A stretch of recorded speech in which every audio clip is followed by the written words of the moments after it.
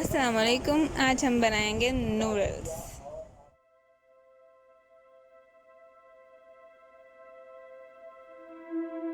सबसे पहले एक पैन लें,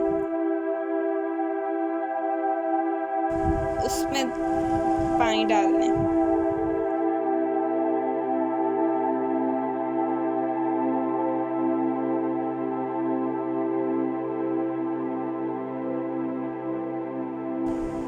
उसमें नूडल्स केक डाल देंगे 2 पैकेट।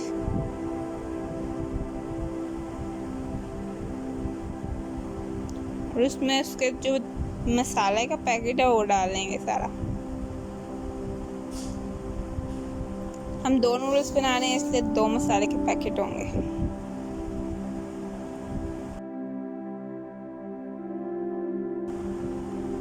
इसके बाद इसको अच्छी तरह से पानी में डिपो दें और फिर इसको पकने के लिए रख दें।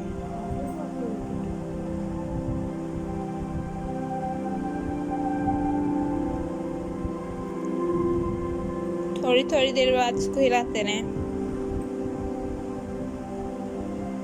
जब ये बॉयल हो जाए, अच्छी तरह पक जाए, तो इसको थोड़ी सी निकाल के चेक कर लें कि अगर ये आसानी से टूट रही है तो इसका मतलब ये पक गई है।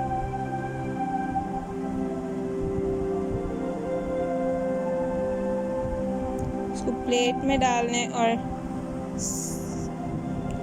ऑरिगेनो और टूरा मिर्च डाल के सर्व करें।